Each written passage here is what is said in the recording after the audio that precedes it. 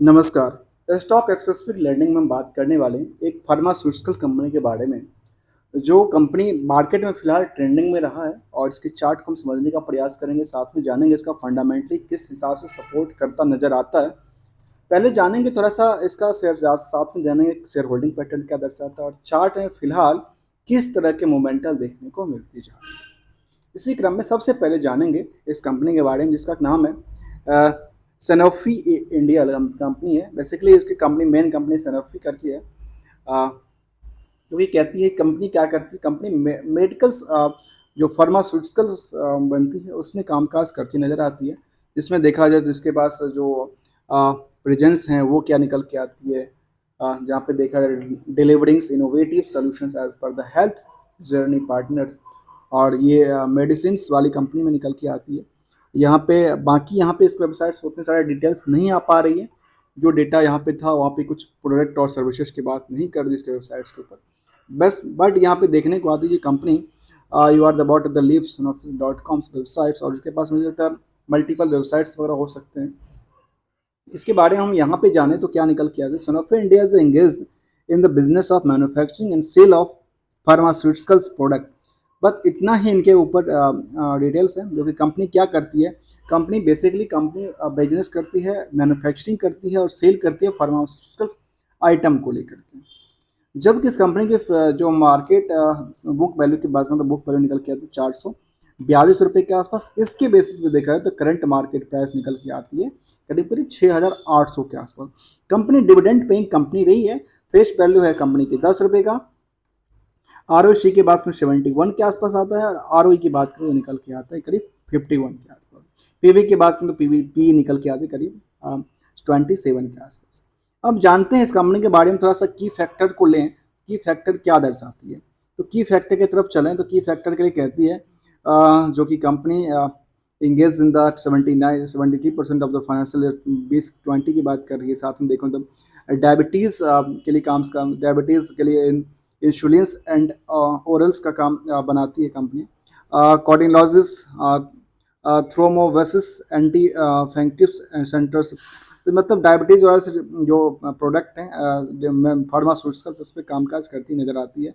और भी ढेर सारा इसके पास ब्रांड्स हैं। ब्रांड की बात करें तो 3 brands in the Lantus, Allegra, कैम Combiflam. It is 100%, it is a top 100 pharmaceutical brand in India, उसमें निकल के आती है। तो ये कुछ डिटेल इसमें डायबिटीज़ पोर्टफोलियो की बात करते हैं, इंसुलिन्स भी कामकाज करती नजर आती है। डायबिटीज़ की संख्या तो पता है डेली डेली बढ़ती रहती है। इसमें मार्केट यदि अच्छा खासा काम करती है, इसमें इसका 21% के आसपास का एक्सपोर्ट की रिवेन्यू की बात कर रहे थे। फिलहाल हम जानते हैं इस कंपनी के बारे में, जहाँ पे अच्छा खासा परफॉर्मेंस देखने को मिला, नियरली 5% की उछाल देखने को मिली।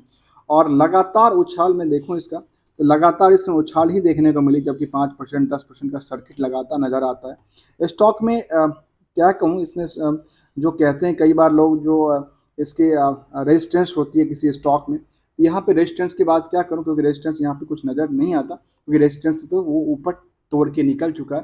रेजिस्टेंस की बात तब किया जाता है जब मार्केट में उनकी एक सीमा के आसपास ही कामकाज करती नजर आती है। लेकिन यहाँ पे क्या हो रही है, इस सीमा से बाहर की छलांग लगाती नजर आ रही है, क्योंकि यहाँ पे देखिए इस तरह के छलांग निकलती आ रही है कंपनी के। इससे पहले देखो तो काफ़ी नीचे का मोमेंटल था। चलेंगे आगे, उससे पहले चलते हैं थोड़ा सा फंडामेंटली सपोर्ट की तरफ ध्यान देते हैं।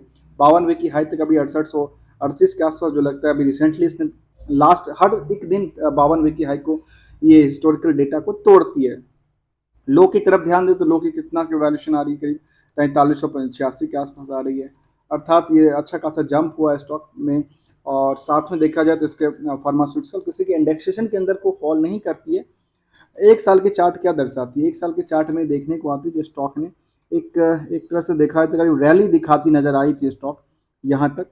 उसके बाद जब गिरावट आई तो एक लंबी गिरावट थी, और यहाँ पे एक बड़ा सा पुल बैक डाउनफॉल थी प्रॉफिट बुकिंग पर्पस के लिए।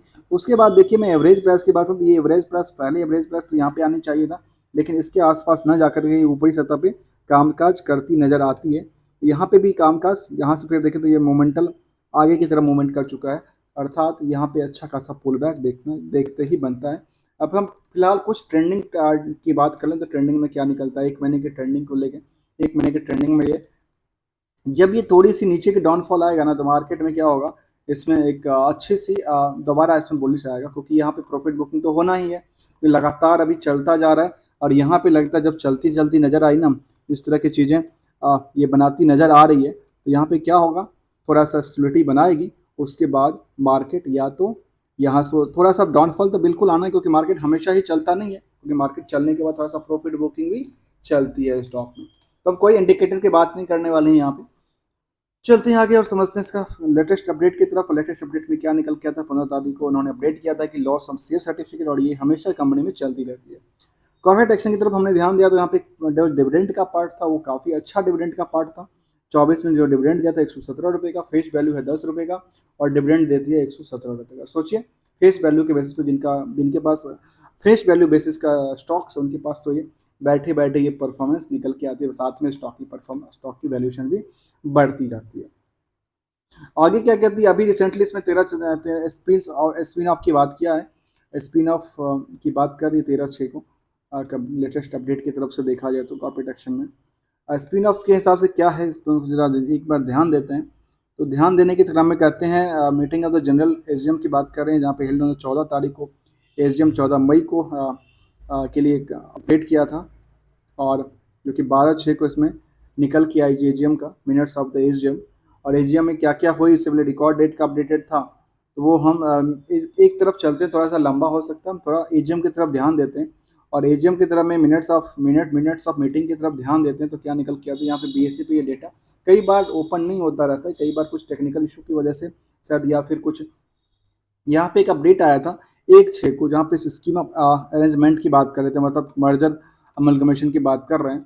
मर्जर अमलगमेशन में क्या निकल के आती कंपनी के बारे में, तो कहती है effectiveness of the scheme of the अमल arrangement of the between the Sanofi India Limited and the Sanofi consumer health care Limited, मतलब दो कंपनी इनकी खुद की है, उनको दोनों को मर्ज करने की बात करती नज़र आ रही है, जो कि इनकी खुद ग्रुप की कंपनी होगी। इस ग्रुप की कंपनी की ही मर्ज कर रहे हैं साफ आपस में।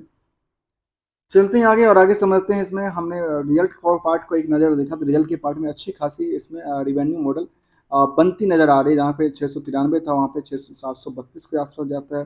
प्रॉफिट के पार्ट में उतना बड़ा नहीं था, और नियरली अबाउट उसी के आसपास रहा, जिसकी वजह से नेट प्रॉफिट मार्जिन और बाकी जो चीज़ें थी वो आसपास थोड़ा सा डाउन साइड देखने को मिला। ये इसकी खुद की बिजनेस का मॉडल था। यदि हम इसको कंसोलिडेट डेटा की तरफ ध्यान दें, तो क्या निकल के आती है, कंसोलिडेट डेटा क्या कहती है इसके लिए, इसमें कंसोलिडेट डेटा की तरफ ध्यान दें तो निकल के आते 732 करोड़ का इसका था, क्योंकि पहले इसमें 715 करोड़ इसका कहा जा सकता है, जो टॉप ऑफ द क्वार्टर कामकाज करती नजर आती है कंपनी। दूसरी तरफ देखा जाए, इसमें जो मार्जिन की बात करें, तो मार्जिन करीब 30% के आसपास आती है इस बिजनेस में, जो कि पहले से क्वार्टर से अच्छा खासा परफॉर्मेंस करती नजर आती है। इसके बाद नेट प्रॉफिट की तरफ ध्यान दो, नेट प्रॉफिट करीब 137 करोड़ के आसपास आता है, और ये रिसेंटली लिस्टेड कंपनी था। इसके परफॉर्मेंस पिछले 4 क्वार्टर का अच्छा खासा निकल के आती नजर आ रही है। यहाँ पे एक चीज़ देखो, यहाँ पे 137 करोड़ के आसपास था, जो कि इससे पहले भी 100 क्वार्टरली बेसिस में, बेसिकली कुछ क्वार्टरली बेसिस में अच्छा खासा परफॉर्मेंस होते हैं मेडिकल कंपनी के बिहाफ से देखा जाए तो, क्योंकि मेडिकल कंपनी के अंदर मैन्युफैक्चरिंग और सेल दोनों है, तो कुछ सीजन्स होते हैं, सीजन के अकॉर्डिंग ज़्यादा चलती है, कुछ सीजन के अकॉर्डिंग थोड़ा कम चलता है। अब ईयरली की कंपेयर कर ले, तो ईयर में कंपेयर करके क्या निकलता है, यहाँ पे एक ही ईयर का डेटा है, और उससे पहले का कोई डेटा नहीं। कोई कंपनी रिसेंटली लिस्टेड कंपनी थी। इसमें देखा जाए तो करीब 28% के आसपास मार्जिन निकल के आती है, और प्रॉफिट की चर्चा करें तो प्रॉफिट क्या निकल के आती है, करीब 603 करोड़ के आसपास निकल के, अर्थात ये एक अच्छा दिखता है। फिलहाल इसका न्यू अभी चल रहा है, यहाँ पे कोई हिस्टोरिकल डेटा नहीं है, इसलिए हिस्टोरिकल डेटा बेस पे कुछ कहा नहीं जा सकता। यहाँ पे थोड़ा सा स्टॉक प्राइस और सीजीआर के हिसाब से देखा है, तो यहाँ पे अच्छा खासा एक साल में जंप किया है। रिटर्न इक्विटी का तो ये भी हिस्टोरिकल डेटा नहीं, और ये सब के सब हिस्टोरिकल डेटा बेस पे ही आधारित होता है। चलते हैं, इसमें एक चीज़ को ध्यान रखें, जहाँ पे हम बैलेंस शीट में देखें, जो क्या इसका क्या जो रेशियो निकल के आते हैं, वो किस तरह के रेशियो निकल के आते हैं। जहाँ पे हम इन्वेस्टमेंट में अदर एसेट्स की तरफ ध्यान दें, तो ट्रेड रिसीबल की तरफ देखते 132 करोड़ के आसपास का है, 132 करोड़ के आसपास का, और टोटल सेल्स कितना था इसका, 2800 करोड़ का, अर्थात बहुत बड़ा इसमें वो नहीं था। जो कि डेटर्स के अभी पार्ट्स जो था, डेटर्स जो डे जो है करीब 17 दिन में इनके पास पैसा देता है, तो ये इनके लिए अच्छी है, जो कोई जो पैसा है वो 17 दिन में आ जाता है, जबकि डे पेबल में इनके पास थोड़ा सा लंबा डे पेबल है, जो कि पे करने के लिए वो होल्ड करके रखे हैं। इसके आधार पर आर ओ सी देखो 25% के आसपास निकल के आती है। अब चलें इसके शेयर होल्डिंग की तरफ। शेयर होल्डिंग क्या कहती है? करीब 60% होल्डिंग प्रमोटर और 40% होल्डिंग आम पब्लिक, अर्थात आम इन्वेस्टर्स। आम इन्वेस्टर में क्या निकल के आता है? इसमें एक कंपनी है जो कि कंपनी बेसिकली फॉरेन कंपनी की सब्सिडरी कंपनी इंडिया में है। इसकी लगता है नाम जो लिखा है ना, वो नाम से लगता है GMBH है, न्यूचस GBPM GMBH, जो शायद कहाँ की कंपनी होगी, शायद मैं इसको ज़रा सर्च करूँ तो सर्च करने के बाद पता चलेगा बेसिकली इनकी पेरेंट्स कंपनी कहाँ की आती है। और हो सकता है पेरेंट्स कंपनी के भी कुछ और बेसिकली कंपनी फॉरेन कंपनी और भी कंपनी बना के रखती है। ये कंपनी है जो होचस्ट एजी है, वो बेसिकली कंपनी जर्मन कंपनी है और ये केमिकल्स में कामकाज करती है। H S is the German chemical और price in the becomes in the event. And इसका मतलब ये है, जो यहाँ पे देखने को ये आती है जो कंपनी में जो इनकी सब्सिडी कंपनी, ढेर सारा काम सब्सिडी अलग अलग कंट्री में इनके सब्सिडी कंपनी होगी और ये इंडिया में आकर के मैन्युफैक्चरिंग करती है और मैन्युफैक्चरिंग और सेल का काम करती नज़र आती है। और इसमें देखा जाए तो अच्छी खासी इसमें पोजिशंस बना रखी है। इसमें देखा जाए तो यहाँ पे फॉरेन कंपनी के बाद इसमें जो एफआई है, एफआई की पोजीशन थोड़ी कम है। और ये कंपनी कहाँ की थी, जरा एक बार दोबारा नजर दो। कंपनीज जर्मन की थी कंपनी, शायद जर्मन की कंपनी थी। और यहाँ पे जो एफआई है वो एफआई कोई जर्मनी है या नहीं है? एफआई के साथ तो देखें तो करीब 6% के आसपास होल्डिंग और कोई भी ऐसा नाम निकल के नहीं आता है। डीआई की तरफ देखें तो डीआई, इंडियन डीआई यहाँ पे काफ़ी अच्छा पोजीशंस बना के बैठा है, जहाँ पे एलआईसी की करीब 5% से ज़्यादा पोजीशंस हैं। निपॉन्स के 3-4% के आसपास है। आदित्य बिरला की 4% के आसपास पोजीशन है। ऐसे ही एसबीआई कॉन्ट्रा के पास, एसबीआई म्यूचुअल फंड के पास, ऐसे ही बजाज अलायंस लाइफ इंश्योरेंस, मतलब कोई ऐसी कंपनी नहीं होता मार्केट में। इसके लगता है जो पोटेंशियल बढ़ती जा रही है, इसलिए सबके सब जितने भी इंडियन डोमेस्टिक इंस्टीट्यूशन फंड है, चाहे वो यूटीआई हो, यूटीआई नहीं दिख रहा है यहाँ पे, HDFC जनरल इंश्योरेंस कंपनी, साथ में देखा जाए तो बजाज अलायंस, मतलब कोई ऐसी बड़ी कंपनी नहीं है जो कि यहाँ पे इन्वेस्टेड नहीं है। अर्थात यह भी पोटेंशियल ज़्यादा लगती है, जो कि एक फंडामेंटली कोई डीआई पकड़ती है कुछ स्टॉक में, तो फंडामेंटली एनालिसिस के बाद ही पकड़ती है। इसके बाद देखें तो नीचे देखा जाए तो इसमें पब्लिक के पास जो पोजीशन है वो 10-10.5% के आसपास है। उसमें कोई भी सुपर इन्वेस्टर के तौर पे कोई नहीं है। हाँ होंगे, पोर्टफोलियो में हो सकते हैं, लेकिन वहाँ पे डिटेल नहीं है क्योंकि 1% से कम की होल्डिंग उनके पास हो सकती है। अब चलें एनालिसिस के पार्ट में, और इससे पहले एक तरफ हम चलते हैं चार्ट में, जहाँ पे चार्ट में हम एक तरफ ये देख लें जो चार्ट का एवरेज क्या निकल के आती है फिलहाल एक महीने के एवरेज प्राइस के हिसाब से। तो एक महीने कोई बात नहीं बनती है, और स्टॉक में जब एवरेज प्राइस की बात होती है तो कोई बात बनती नहीं यहाँ पे, क्योंकि यहाँ मार्केट काफ़ी ही ऊपर उठ चुका है पहले से। तो अभी मार्केट जब इसमें थोड़ी सी जब प्रॉफिट बुकिंग आएगी, प्रॉफिट बुकिंग के बाद दोबारा इसमें एवरेज प्राइस के आसपास की निकलती नजर आएगी।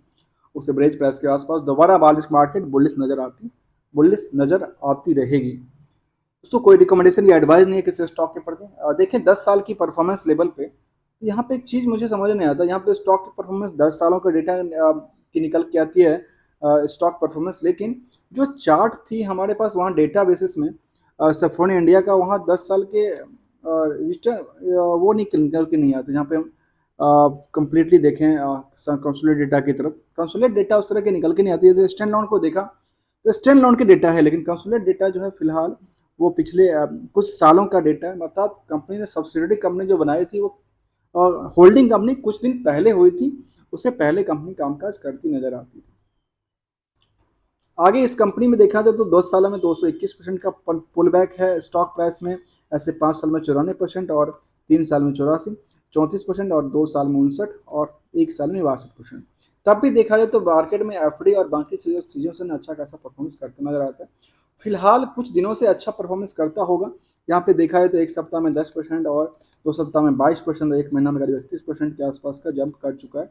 ये यहाँ पे क्यों जंप किया? क्योंकि इसका मार्केट क्या हुआ, एक बियर मार्केट से बुलिश मार्केट की तरफ परफॉर्मेंस करता ना, क्योंकि यहाँ पे मार्केट क्या था, मार्केट एवरेज प्राइस के आसपास कामकाज करती नजर आ रही थी। उसके बाद मार्केट ने सीधे के सीधे जंप करती नजर आई, एक स्विंग की तरफ इसको कहते हैं अक्सर लोग। अगर आजकल न्यू एक टेक्निक कह सकते हैं, टेक्निक चला है और लोग रिसर्च के बेसिस पे कहते हैं स्विंग ट्रेडिंग। तो स्विंग ट्रेडिंग इसी तरह के स्टॉक्स को कहा जा सकता है। यहाँ पे स्विंग ट्रेडिंग हुआ है और लंबी चौड़ी प्रॉफिट बुकिंग हो सकती है आगे चलकर के इसमें, क्योंकि प्रॉफिट पोर्टफोलियो में बना हुआ है। हमने इसके पोर्टफोलियो में देखा इसके कंपनी के प्रीवियस कंपनी में सन फार्मा और ढेर सारे कंपनी स्टार्ट आती है, हम इसको कंपेयर करने का प्रयास करेंगे आगे चल करके।